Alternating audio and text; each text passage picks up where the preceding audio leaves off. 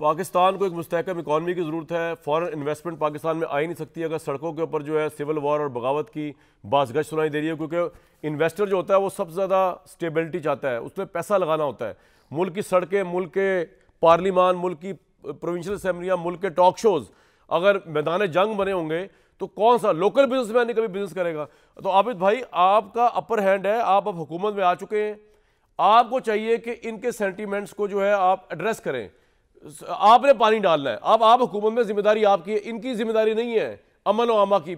आबिद भाई देखे कामरान शाह साहब, वज़ीर आज़म साहब ने बड़ी फराग दिली के साथ on the floor of the house जब परसों वो तकरीर कर रहे थे तो उन्होंने इनको दावत दी कि मुल्क की मईशत के लिए आप आएँ, हम एक चार्टर ऑफ इकॉनमी बनाएं ताकि मुल्क को आगे लेकर जाएं।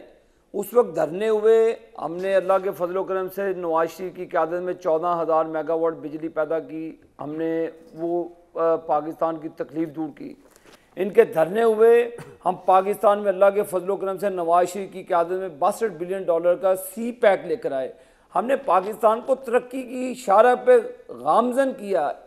तो मेरे कामरान साहब और क्या चाहते हैं मुझे बताएं। अब मैं कह रहा हूं अब डील किस तरह करना है बात सर, अब ये बताएं कि सुन ले के आए केपी के हल्के खुलवा लें, वहाँ के जो मामला हैं डील कर लें, वहाँ से जो लोगों डन हो गया। अब शेर साहब आपका चैलेंज में क्यों नहीं बोलते ये कर दें सर। सबसे पहले अब केपी के हल्के खुलवाएं, कौन सा खुलवाना है बताएं। चलो उनकी बात कर लें, आपकी बारी में प्लीज सुन लें। जी जी आप अपनी बारी पे जवाब प्लीज प्लीज। आप केपी के हल्के खोलें। देखें, चले मेरे हल्के से ही आ जाए। मैं कामरान साहब एक मिसाल देता हूँ, ये कैमरा क्लोज कर लें। ये आप पढ़ दें, हमें ट्रस्ट है आप पे, आप पढ़ दें, आप पढ़ दें ना, वो नजर नहीं आ रहा। नहर के ऊपर रहते हैं ये लोग, नहर के ऊपर रहते हैं लोग, सारे वोटर उनके, इनके वोट दूसरे हल्के से NA 101 से मेरे NA 102 के अंदर हजारों वोट पड़े हैं। हजारों वोट इन्होंने कैसे नादरा के सिस्टम के जरिए, इन्होंने उस वक्त मलिक साहब थे जो इनके चेयरमैन नादरा, किस तरह सिस्टम से हमारे वोटों को बाहर निकलवाएं। बदकिस्मती के साथ जब इलेक्शन शेड्यूल आ जाता है हम वोटर लिस्टों का चेंज नहीं कर सकते। ये बैठकर ऐसी इस्लाहत लानी चाहिए कि वोटर, ये अच्छी बात की आपने, इस्लाहत लानी चाहिए, कैंडिडेट्स को मिलनी चाहिए, आनी चाहिए, इस्लाहत लेकर आए। इनको कहें कि टेबल पे बैठकर इलेक्शन इस्लाहत लेकर आए, पार्लियामेंट के अंदर बात करें। पार्लियामेंट हो गया, आपने तो पहले ही पार्लियामेंट को सरेंडर किया।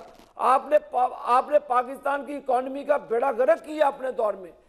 अब देखें, लोगों के पास बिजली के बिल देने के लिए पैसे नहीं है। शौकत बसरा साहब को लड़ाई करने की पड़ी है, सिविल वॉर चलाने की पड़ी है, लोगों की टेक्सटाइलें बंद हैं, लोगों के कारोबार इनकी हुकूमत की वजह से बंद हुए, और ये कहते हैं कि हमने लोगों को ना खाने देना है ना जीने देना है, हम जीत जाएं। पॉइंट आ गया सर आपका। अगर हम हार गए तो कोई पाकिस्तान नहीं है। इस तरह का कामरान साहब कोई पाकिस्तान में अब चक्कर नहीं होगा। आइन और कानून के मुताबिक ही रियासत चलेगी।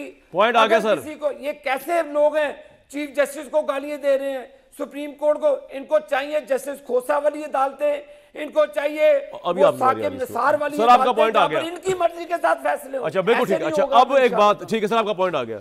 सुप्रीम कोर्ट को, इनको चाहिए जस्टिस खोसा वाली अदालतें, इनको चाहिए साकिब निसार वाली। सर आपका पॉइंट आ गया, इनकी मर्जी के साथ फैसले हो। अच्छा बिल्कुल ठीक। अच्छा अब एक बात, ठीक है सर आपका पॉइंट आ गया।